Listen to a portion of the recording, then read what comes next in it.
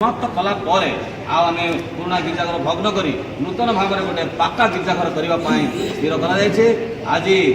मंडली निष्पत्ति प्रकार आई भग्न कार्यक्रम करने संगे संगे नूतन गिरजाघर करने गोटे स्वतंत्र भाव में उपवास प्रार्थना मीटिंग डक से संगे संगे आम गहल प्रिय प्रभुंर दास आमर आचार्य उपेन्द्र परिचा महासंघ आम अनुरोध करूँ से गहल को आसिले आमको उत्साह प्रदान कले आम प्रार्थना कले तेणु आम धन्यवाद करुचु निजर हस्त द्वारा यही गृह को भग्न कर प्रभु अनुग्रह कर तेणुक आम विशेष विशेष आज आनंदित प्रभु मंडली को अनुग्रह करूँ यही गिरजागृह को भग्न कर नूतन एक पक्का घर आज जो प्रकार आम तोली पारू एपाई आपण प्रत्येक हाथ जोड़ी प्रणाम करी अनुरोध करुच्ची दयापूर्वक मंडली सकाशे प्रार्थना करूँ एवं आपण साहाय्यर हस्त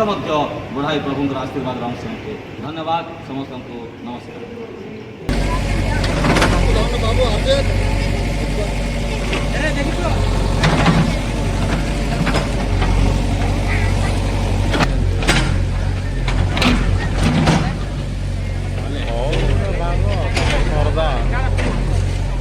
सरदार हमारा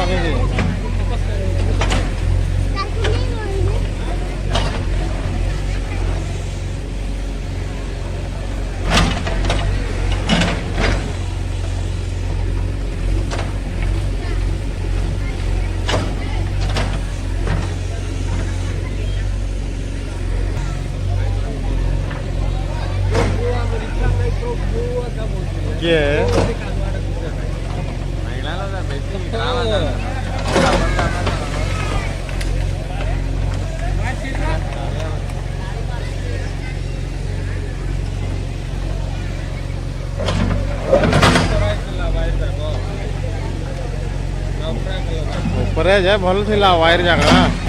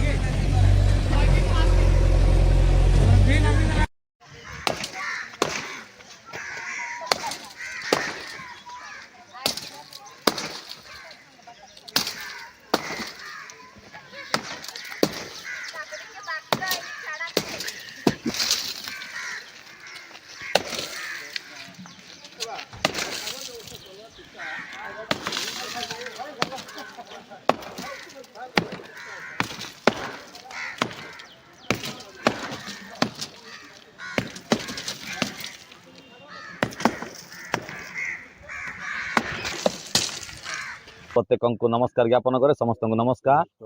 प्रभु आम को अनुग्रह कले दया कले जीवन में बंचाई आई सुंदर दिवस प्रभु देखा देले।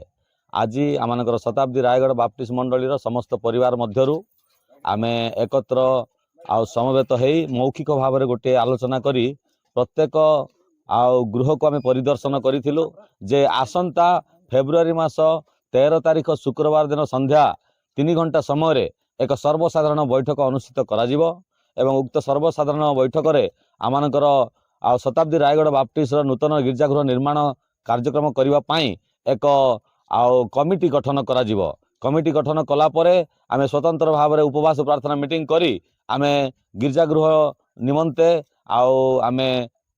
फाउंडेशन खोला कार्यक्रम को आरंभ करूँ। ए समस्त कार्यक्रम करने मंडली समस्त युवक भाई माने बुद्धिजीवी माने समस्ते सहयोग करिसंती आमे समस्ते एथिपाई आनंदित एवं आपण मानक विशेष विशेष आमे अनुरोध करछु दयापूर्वक आमर शताब्दी रायगढ़ बाप्टिस्ट मंडली निमंते प्रार्थना करिवे एवं समस्त कर्मकर्ता मानक निमंते प्रार्थना उत्सर्ग करिवे जे प्रकार प्रभु आमर मंडली को सक्षम करिवे एवं आमे नूतन गिरजाघर निर्माण करी आमे प्रभुंकर उपासना आराधना प्रभुंकर स्तुति वंदना करिपारिबु एथिपाई विशेष विशेष प्रार्थना करिवे एवं एथिरे सहयोग मध्य करिवे बोली आमे विशेष विशेष आपण मानकु अनुरोध करछु प्रार्थना करछु।